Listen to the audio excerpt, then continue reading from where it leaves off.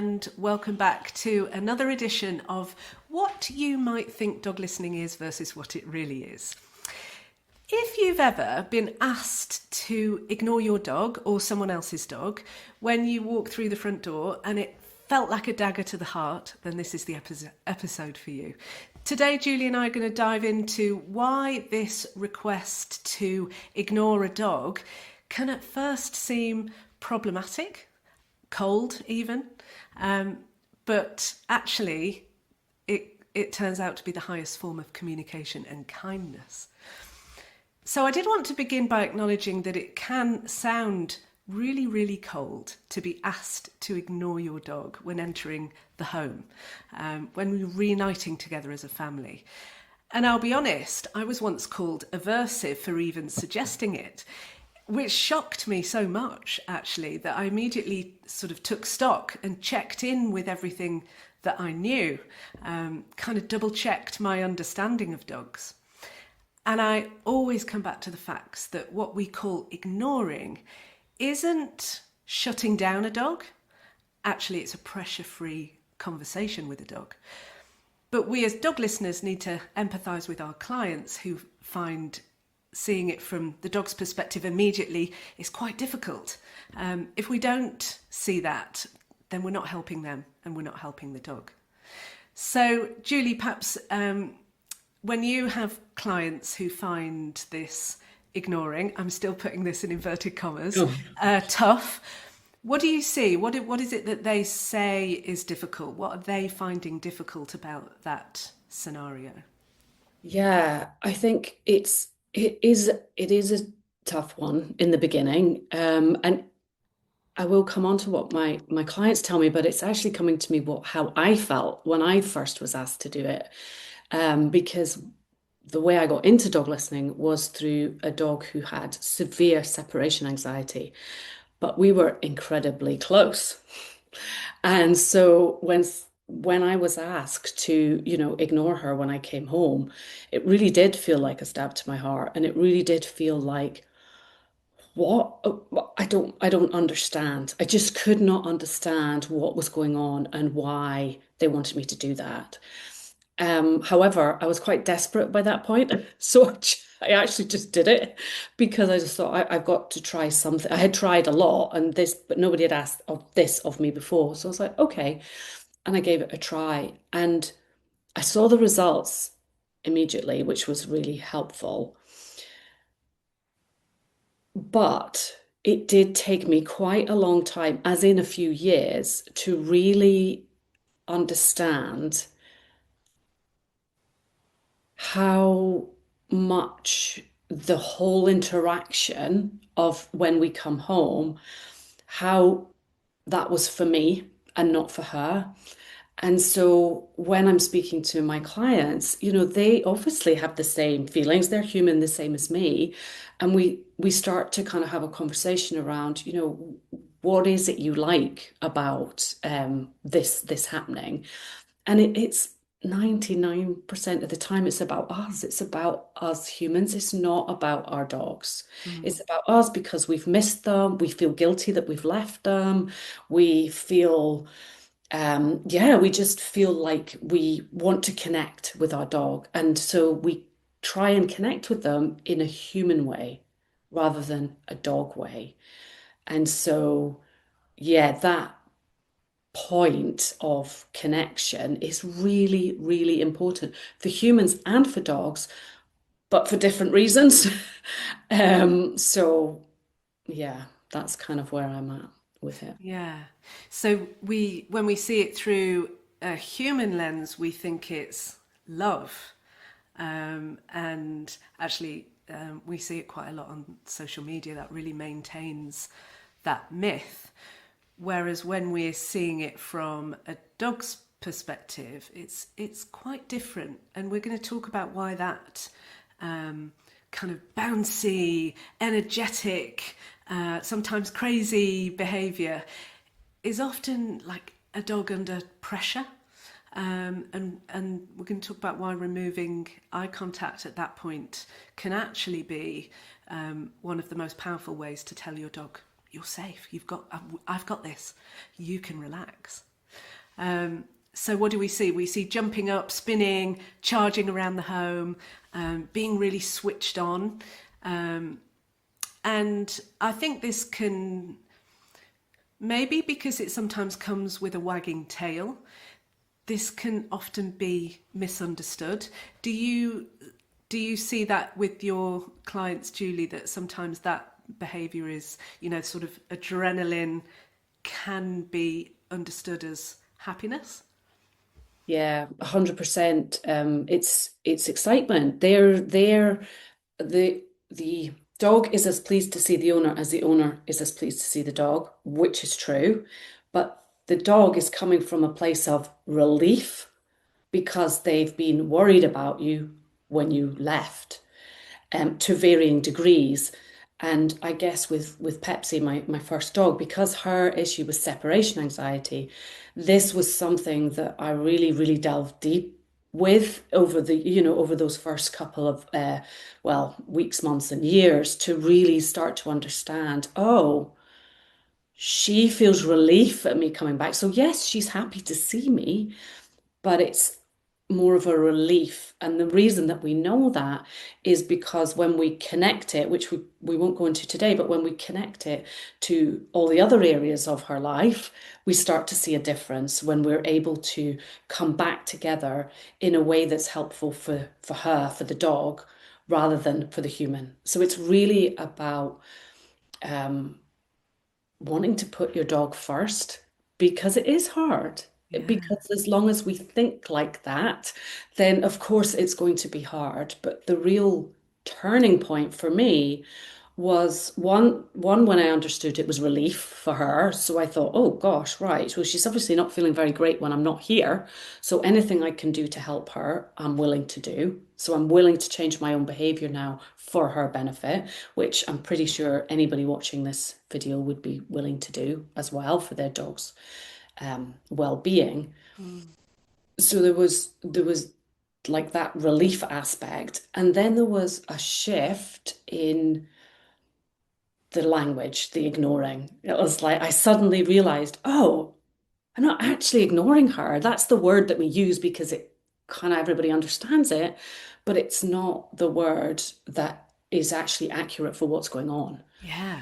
So actually, what you're saying, and what I think we need to discuss, is that we need a bit of a terminology review, since Yeah. ignoring feels like a punishment to the human brain.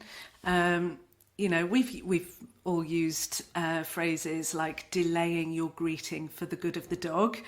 It's a bit wordy, so Yeah. that's like one, two, three, four, eight, nine words. Yeah. Whereas it's just sometimes easier for a dog listener to use the word ignoring. Mhm. But it's problematic because it triggers that human response of, oh, I don't like that word. It makes me feel like I'm punishing, or being cold or not being kind.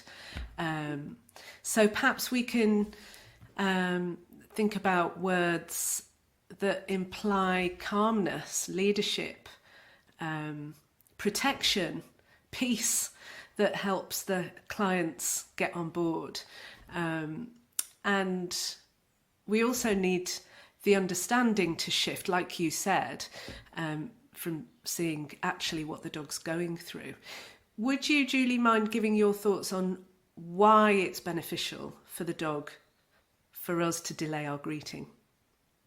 Why it's beneficial for the dog is really what I was talking about before, which is this relief aspect, because it takes the pressure off them. Mm. So when we come in and we don't make eye contact in that moment, we delay the greeting, we immediately get into conversation with them. But our conversation, what we're saying is, you don't need to worry about me when I'm away. That's the conversation we're now having. Whereas when I come in and I'm like, oh, hi, I missed you. What's happening is that we're going there with the dog. So we're kind of going with their energy Yeah. and reinforcing the energy that is the relief feeling.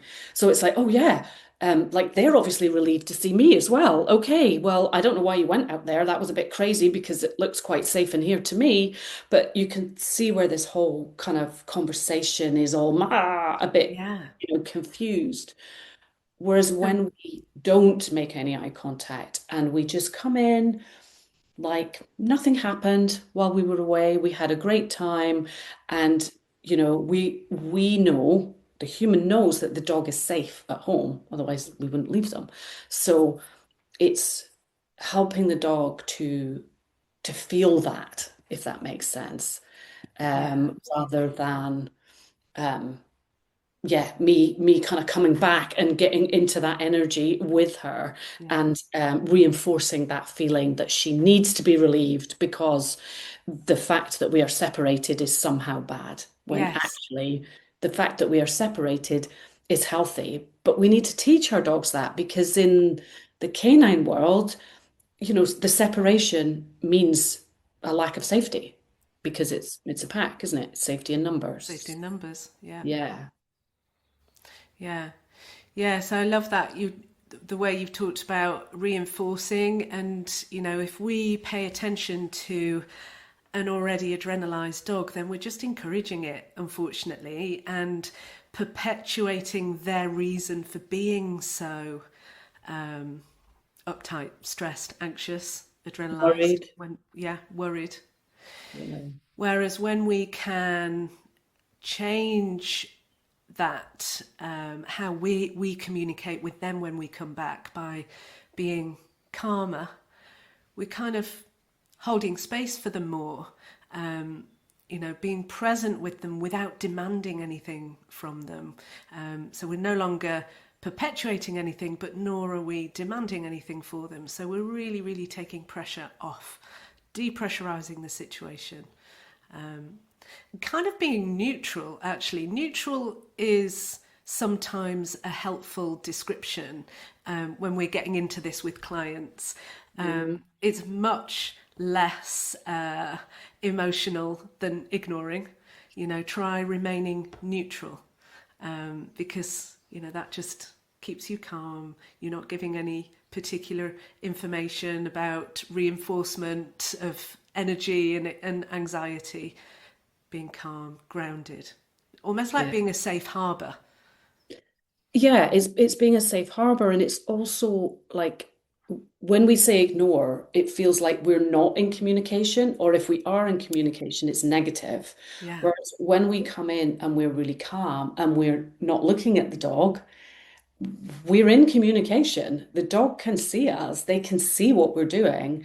And so it just helps for me anyway, and for a lot of my clients when they get this shift, they're like, oh, that is the conversation.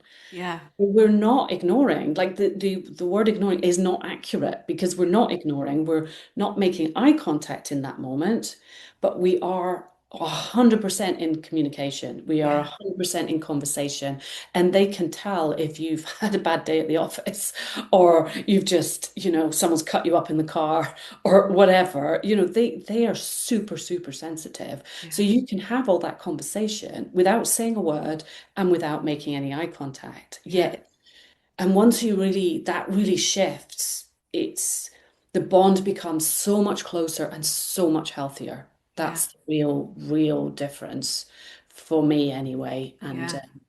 for I clients. quite like to describe two dogs together. You've got a senior calm dog, and you've got a youthful, more, cheeky dog. Mhm. And they never really stand facing each other, looking at each other No. calmly. Not like how we would just have a lovely, calm conversation facing each other, looking at each other. This doesn't happen with dogs. What happens generally is that they potter around knowing everything about everything through energy and just generally watching what's going on. And then the younger one might make direct eye contact with the older one. And then the older one's got a choice, because that's a question from the younger one. The younger one's going to be like, right, shall we play? Shall I come and jump on you? Do you want to Yeah. chase me? And the older one quite often just goes, turns the face away and takes the eye contact away. And so it's so used in dog language as a very peaceful piece of communication. So that's an example that I will often use with people to kind of show how ignoring is different. You know, ignoring is not shutting down when we're saying what we want our clients to do. It's using dog language. Yeah, it's using dog language, and it's like you said in that example, you know, when you're coming home and you're looking away, what you're saying is you don't need to bounce around like a crazy thing when I come home. You don't need to do that. Just it's all okay. Just chill. And then once they make the decision for themselves, they chill, they go off and lie down or grab a toy or, you know, whatever, chill out. Yeah. Then you're like, okay, then I'm going to look at you because I'm going to say to you, and 9 times out of 10, you don't even need to say the word, let's be honest. You just have to look at them and they're like, oh, okay, you want to Yeah. play? Yeah. Yeah, fine. That's great. We're not saying don't play with your dog or don't greet your dog, just not in that moment when everything is really heightened. Yes. And isn't it so much more beautiful when you wait for that drop in adrenaline and just let them get rid of their anxiety, whatever they're holding on to? Mhm. Then we invite them to come and give us a cuddle, and isn't it just so much more beautiful? It's deeper, I found. You know, Oh, when you're if you greet a dog that's all jumping, it's just like oh, yeah, exactly. like where is the connection actually? Yeah, Whereas when it's calm and quiet, there's such a beautiful, deep, profound connection. yeah. I would love people to try that. If you haven't already tried that, I would love you guys to try that. Um, if there's one thing we would like people to take away today, it's that the dog's not missing out when we walk through a door and stay calm. There's nothing bad about it. Actually, it's in their language, it's kindness, and they're actually gaining a sense of security that they've been looking for. Love it. Yeah. So perhaps I can challenge our viewers this week. Try if you have been, been thinking about, or you've been finding it problematic doing reducing your eye contact or taking away your attention. Try and rebrand it in your own home. So try not to think of it now as ignoring. Think of it as the conversation. Think of it as being the most stable, grounded version of yourself for your dog. So give them that silent conversation. Reduce your eye contact, take away the pressure, just be that calm presence.